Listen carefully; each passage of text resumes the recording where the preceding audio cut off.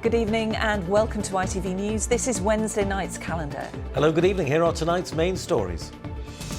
Sick of sewage, the shocking state of our region's beaches is revealed. Scarborough's North Bay is the worst surfing beach in the country for sewage discharges, according to the campaign group Surfers Against Sewage. Also tonight, a military veteran wins a landmark case against West Yorkshire Police over false abuse claims. I felt like I was just being attacked, and I was effectively being stereotyped, and none of the allegations that were being made were true. How Easter egg shrinkflation is leaving a bitter taste in the mouth for chocolate lovers this year. And Dr. Bear will see you now. The Teddy Clinic, helping young patients in Leeds learn about their condition.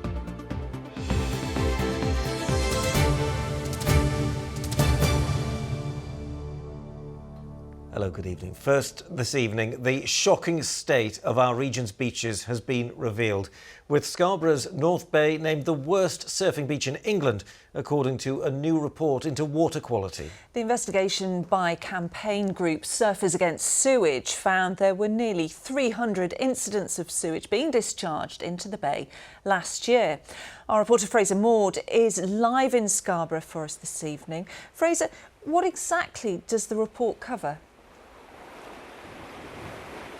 Laura, every year Surfers Against Sewage compile this report. It's about the volume of sewage discharges, the frequency of them, the duration of them, and they determine then which are the cleanest, which are the dirtiest beaches. And it's bad news for Scarborough. The North Bay here at Scarborough, the worst surfing beach in the country for sewage discharges, almost 300 last year. It's the fourth worst this year so far, in the first 2 months of this year as well. It makes for pretty depressing reading. I can talk to Stephen Crawford here from Surfers Against Sewage. Like I say, it's depressing reading, isn't it, this year on year?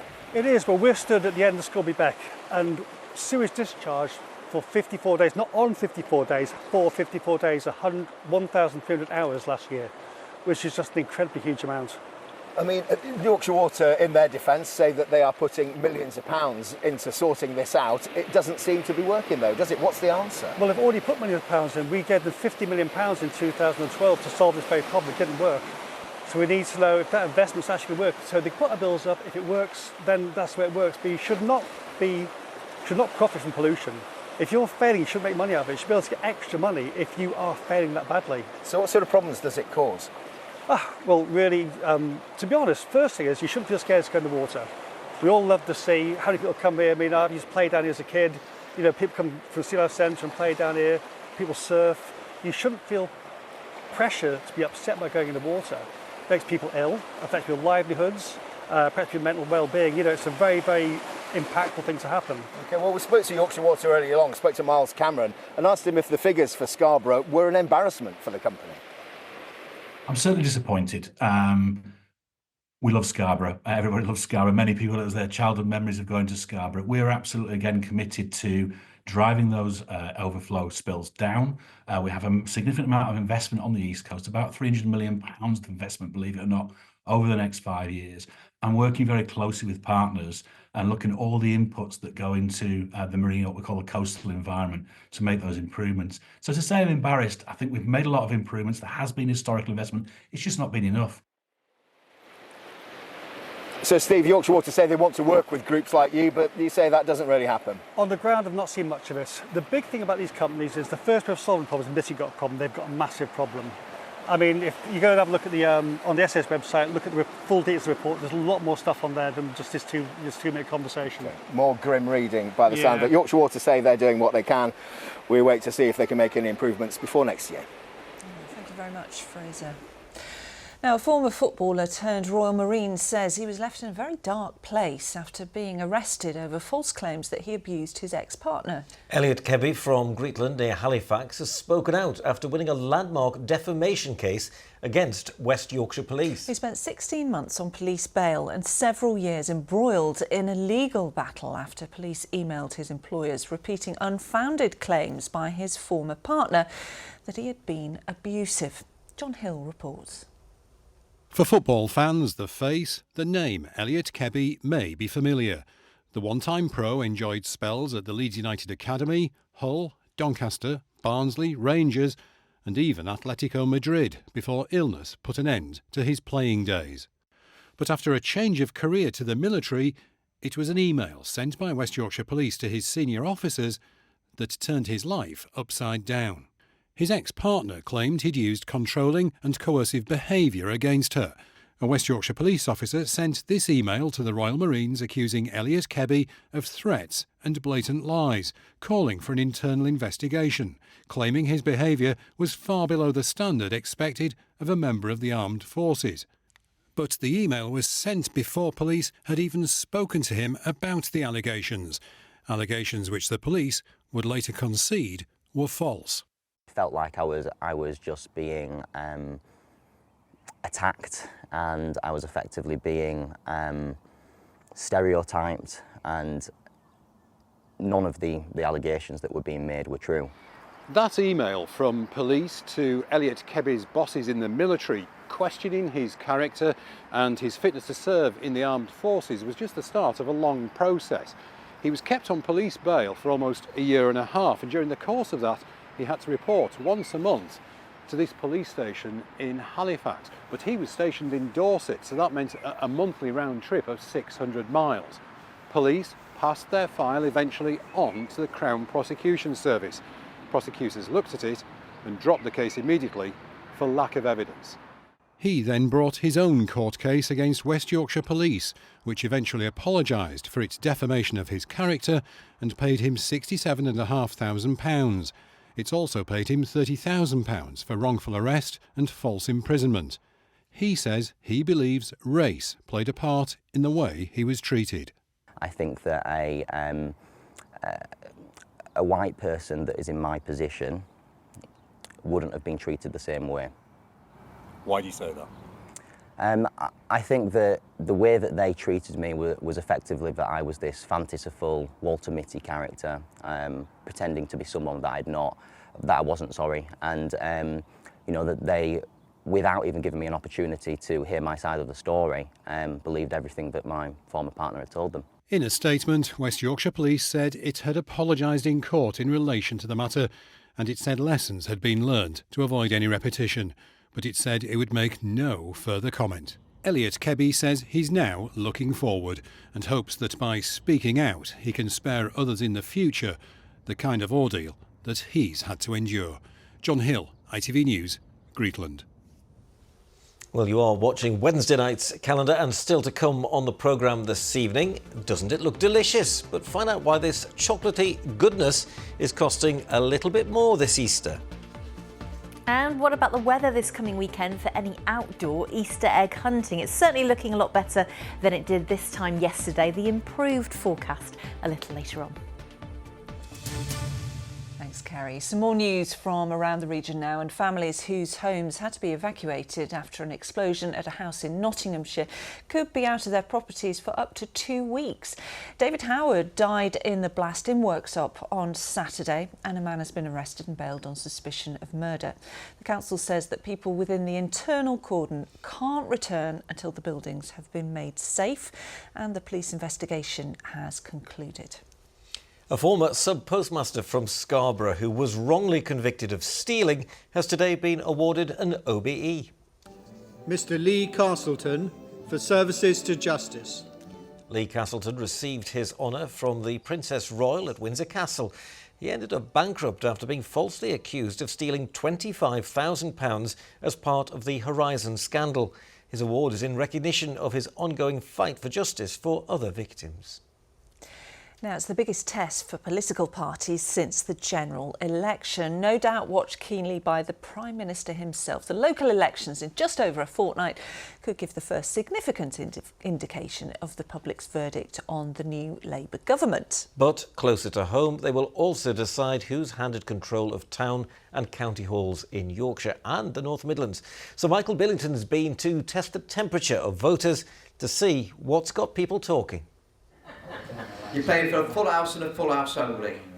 Your first number, 7 and 8, 78. Taking control of our region's councils might be a numbers game. Candidates could have to perform some fancy footwork to entice voters. So we've been around the region to find out why winning the local elections might not be child's play.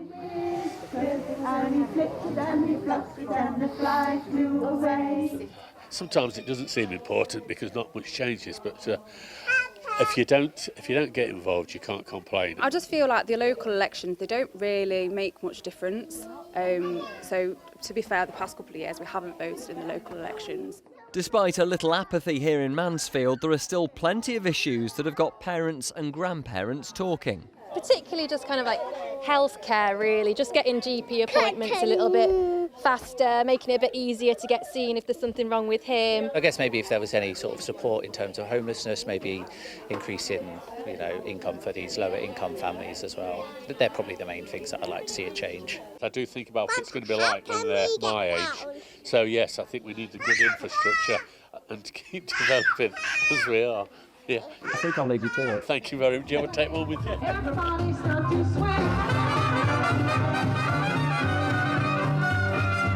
The music might have toes tapping at Chesterfield's 1940s market, but they might need something even more lively still to get people out to the ballot box. Whether it's bins and housing or education and social care, councils have responsibility for some of the things that could have the biggest impact on our day-to-day lives. But historically, council elections are the ones that people are least likely to vote in. So when polls open next month in Scarborough, Harrogate, Doncaster, Derbyshire and Nottinghamshire, just how motivated are people to cast their vote? I feel like Labour's have been a bit of a letdown for the last 8 months, so I've decided to abstain on this occasion. I've never voted in my life. OK, why? They're all the same. Oh, no, I'm not interested in voting. No, not today. Not thinking about that. To me, it doesn't make any difference, really. It's important to not throw it away. Otherwise, if you don't vote, then someone you don't want to be in power is going to get in power. So. OK, and what about yourself? I won't be voting because I think that the system is fundamentally flawed. Come and join the real people in the real world and just see what goes on in real life. Yeah, we can teach you to jive. On its own, number one. With continued pressure from the cost of living, getting the numbers to stack up is proving increasingly tricky for these pensioners in Doncaster. My water bill has gone up £200 from last year. £200. Disgusting, isn't it? What they did at beginning of winter to pensioners, sacrificed their eating allowance. They've not given us much in pay rise, and look what they're getting. To take £300 off me, or anybody like me, we've worked to pay for his homes. We're getting nothing now at all. My husband hasn't been out of house for nearly, 4 months? Yeah. He's got heart failure and other things wrong with him. But no, we're not getting much help at all. We're having to fight for everything we want. Yeah, some people can just get it, just like that. Need a big shake-up, a very big shake-up in this country. 6060. Yeah. So could councils be in for a shake-up in the coming weeks? Candidates will find out whether or not they're in step with their constituents on May the 1st.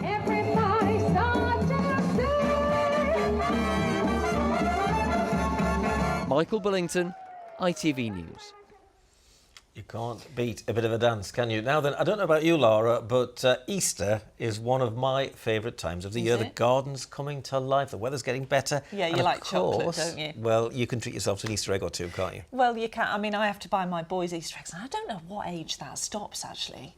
I don't think it ever stops. No. But have you noticed how they're expensive and they seem to be getting smaller these days? Yeah, but why is that, I wonder? Well, Chris Conway has been investigating and been getting the views of some sweet-toothed shoppers in York. They're a sweet sign that spring is underway.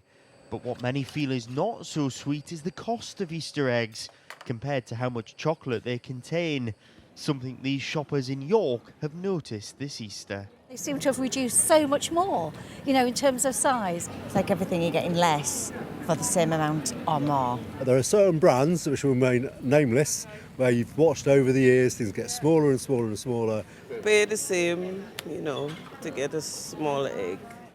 With research suggesting the price of chocolate has risen by 1/6 in a year, most Easter egg manufacturers have cut sizes in an attempt to minimise price increases. This is known as shrinkflation. One egg from a well-known brand weighed 316 grams last year, but now stands at 258 grams.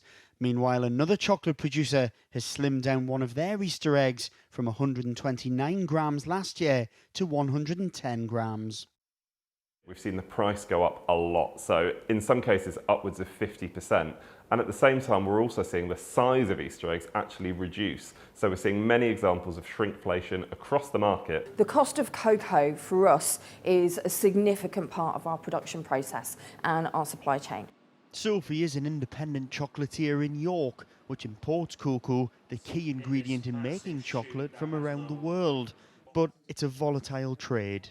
Increased rainfall and higher temperatures has led to the price of cocoa more than doubling in the past year. For independent chocolatiers like this one, these beans may be small in scale, but their impact on profit margins is huge. At the start of last year, a kilo of cocoa would have cost less than £6. Fast forward to today, and that price stands at more than £13 a kilo. Like the bigger chocolate manufacturers, the price rises have also taken a bite out of Sophie's product range this Easter. For us to be able to manage the uncertainty this year, we've chosen to really focus on quality, focus on celebrating flavour. Despite potential price rises and the volatility of the industry, you seem pretty confident that people will still want to come and buy chocolate. There is no way that people are going to stop buying chocolate, but I do hope that we can help supply chocolate that is of better value, of better quality. With cocoa harvesting becoming more unpredictable, this Easter looks set to be one of the most expensive, leaving a bitter taste for both consumers and chocolate makers. Chris Conway, ITV News in York.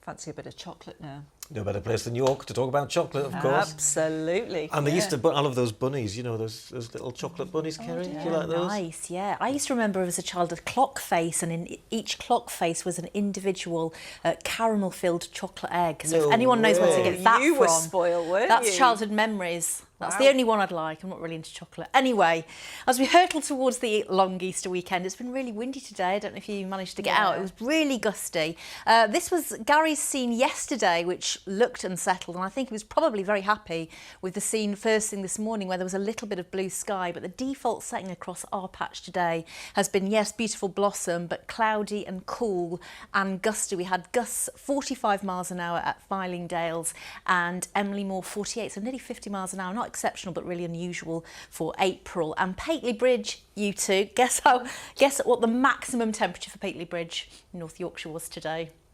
Ooh. Compared to last week's temperatures. 7. Oh. Yeah, so chilly under all of that cloud. It is looking a little bit better. I think I've given myself a little bit of a hard time because it's been so settled over the last, well, not even the last 3 weeks. We had high pressure in charge for the first 6 weeks of the spring season for 32 days. So over the UK or nearby for 32 days. So that was quite impressive. Yeah. So yes, it feels not quite as amazing as last week, but the outlook over the next few days, largely dry, often quite cloudy, yes. There might be a few showers, but it's warm on Friday, highs of 17, but still with some cool, I should say, or chilly nights. We've basically got low pressure nearby, and this is Sunday's chart. Although it is nearby to the north, the west and the south, we're getting the best of the sunshine. So I'm going for Sunday as the best day of the long weekend so far. Friday sounds good. Friday sounds warm, yeah. Thanks. Well, finally, spending time in hospital can be scary and unsettling for little children, especially if they're undergoing tests or procedures. But hospital staff in Leeds have found a new way to help children with diabetes feel more comfortable. Yes, That's with teddy bears, isn't it? Oh, yeah. The Teddy Bear Clinic helps children learn about their condition through play, and hopefully, if they see Ted getting treatment, well, they won't be afraid to have it themselves. Natalie Higgins has more. It's for you to give it to your teddy. For little Aoife, she's learning that being in hospital doesn't have to be a frightening experience. Hey, fantastic. She has diabetes, and at the teddy bear clinic, her toy dolphin is also getting treatment like she does. Children can bring their toys from home and attach pumps, just like the ones they have. From the day she was diagnosed, she met the play specialist. That just massively helped. It's not a nice experience changing a pump, which we have to do every 3 days. So being able to do it to the teddy bears and again seeing other children with it, it's something we can talk about then at home. During the sessions, which are run by the hospital's play team, the children move around the different stations to learn about insulin and how to administer it. It's to try and reduce their fears through play and learn more about their condition. Children bring along their chosen teddy and they would do a range of procedures on their teddy bear. All these procedures are procedures that they will come across, so they would come along and do a nice little finger prick just as they would. So it's all proper devices that they're learning to understand. When our children are diagnosed with diabetes, they're having lots of painful procedures. They don't always fully understand why we're having to do everything. The teddy bear clinic means that the children can learn more about their diagnosis and the treatments that they're needing, but in a more play-friendly way. The teddy bear clinic was set up 2 years ago, and in that time, over 100 children and their families have benefited from it. It's really helped my children to see what Clara goes through on a day-to-day basis. Obviously, they see it firsthand, but it's nice for them to be able to take part and just make it a little bit more normalised. Letting the kids understand what they're going through, really. What she has to go through on a daily basis. Just helps her, it helps us, I suppose. She gets to have fun with other children that are like her. She sees that she's not alone. She has fun with it at the same time. I mean, she's a bit young to fully understand everything, but she has lots of fun, as you can see. Yeah. The play team say their job is to make young patients feel special. And learning about their conditions through play really can be the best medicine. Natalie Higgins, ITV News, Leeds. Oh, such an uplifting little story. Great idea. All the children had smiles on their faces, didn't they? I know, teddy bears didn't though, did they? Well, no, they didn't. No, they didn't. But hospital is such a scary place, so that's a great idea, isn't it? It is, it is. Shall we go to Kerry now, find out a little bit more about that Easter weather? A clear start makes way for a day of ancient discoveries. TUI sponsors ITV Yorkshire Weather. Yes, definitely a windy one across the region today. There was enough sunlight this morning to produce a halo around the sun through that very thin high cloud first thing this morning in Scarborough. A big thank you to Angie. And yes, quite cloudy, cool and blustery conditions for Dean, but still with some beautiful blossom. This was the story today, an area of low pressure spiralling in those showers to western fringes, a lot of cloud and those gusty winds. You had to head further south and east for the best of the sunshine, but those clearer skies are nudging in from the south as we head through this evening and overnight tonight. So it becomes mostly dry into the early hours and there will be some clear spells, and most importantly those winds will begin to ease as we head towards dawn tomorrow. So under the clearer skies, in shelter, probably down towards parts of northeast Derbyshire for example, a touch of frost is certainly not out of the question, and certainly probably a better day as we head through into tomorrow in terms of cloud amounts, but a beautiful shot at Cabbage Hill in Leeds. A big thank you to Andy. 6:02 and 8:11 are your sun times. So tomorrow there might be some residual cloud and showers over the Pennines first thing, but overall it's a beautiful morning with plenty of sunshine and a light breeze. Into the afternoon, higher risk of a bit of patchy cloud, higher risk of catching a shower, but we're mostly dry, and with the winds lighter and more sunshine, feeling much more pleasant. Highs of 14 or 15, that's a few degrees above where we'd expect for the time of year. Low pressure is nearby as we head through on Friday, but a good start, a dry, bright and breezy start, but importing some warmer air for the afternoon. Sunshine and showers and highs of 17, and Sunday looks like the best day as we head through into the weekend. TUI sponsors ITV Yorkshire Weather.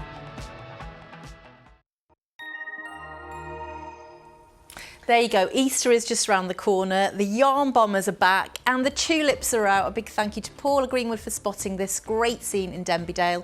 Love the tulips there. Yeah, lovely. Yeah. The bluebells are out as well in reality. A lot of work gone into that. Thank you very much for watching. We'll see you again tomorrow night at 6. Have a great evening. Bye-bye. Bye-bye. Bye.